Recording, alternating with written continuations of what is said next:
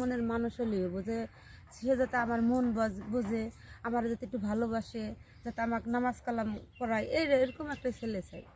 সুপ্রিয় দর্শক, আসসালামু আলাইকুম। জীবন গল্প চ্যানেলে আপনাদের সবাইকে স্বাগতম। আমার ক্যামেরার সামনে দেখতে পাচ্ছেন খুব অসহায় একটি আপু দাঁড়িয়ে আছে। আমরা সরাসরি আপুর কাছে তার জীবন গল্প শুনবো।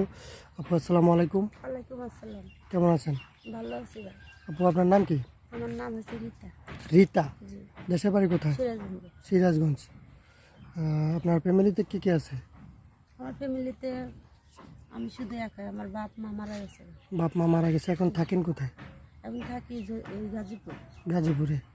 কোনো আত্মীয় স্বজনের কাছে না নিজে একাই থাকেন? নিজে একাই থাকি। একাই থাকেন। তো কি করতেছেন বর্তমানে? বর্তমানে গার্মেন্টসে চাকরি করতেছি। গার্মেন্টসে চাকরি করতেছেন। আপনি তো মুসলমান না? জি মুসলমান। নামাজ কালাম পড়েন? হ্যাঁ পড়ি। তো আমাদের ক্যামেরার সামনে কেন আসছেন?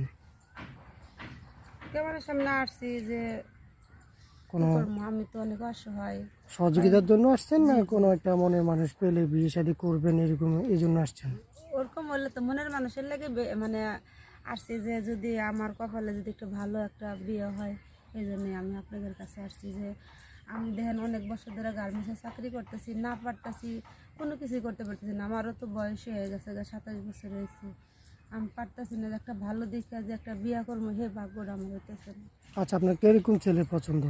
ছেলে আমার কথা হচ্ছে ছেলে কালো হোক, যেমনই হোক না কেন, ছেলে একটু খালি ভালো মনের মানুষ হলেও বোঝে, সে যাতে আমার মন বোঝে, আমার যাতে একটু ভালোবাসে, যাতে আমাকে নামাজ কালাম করায়, এরকম একটা ছেলে চাই।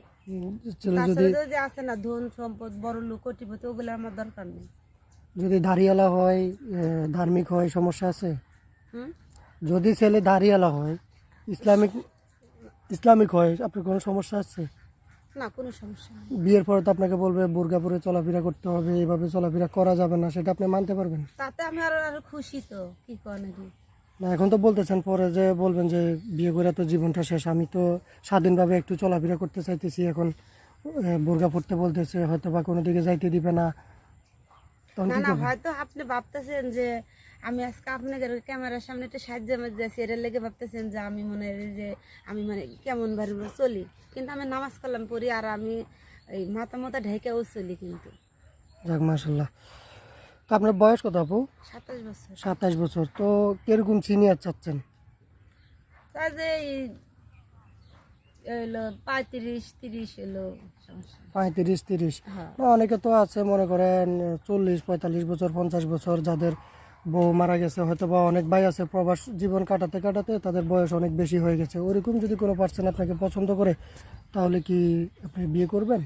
হ্যাঁ, ওরকম হলেও সমস্যা নাই, কারণ একটা কথা কি ভাইয়া, যার যে বউ মারা গেছে না, ওরকম ছেলে হইলে আরো সবচেয়ে ভালো হইব, কারণ ও নিয়ে বুঝবো, বউয়ের মর্মটা বুঝবো, আদরটা বেশি করবে, হ্যাঁ তাই? হ্যাঁ। আচ্ছা, যাই হোক আপু, দেশ থেকে প্রবাস থেকে অনেক ভাই আপনার এই ভিডিওটি এই মুহূর্তে দেখতেছে, অনেকজনে কমেন্ট করতেছে। তো আপনার সাথে যদি কেউ যোগাযোগ করতে চায়, কিভাবে যোগাযোগ করবে? ওই যে আপনাদের যে নাম্বারে ফোন করছে ওই নাম্বারে যোগাযোগ করলে হবে। কেন, আপনার কোনো নাম্বার নেই? না না না, আমার মোবাইল নেই। এখন এই সময় কারো মোবাইল নেই, নাম্বার নেই বললে এটি মানুষ বিশ্বাস করে?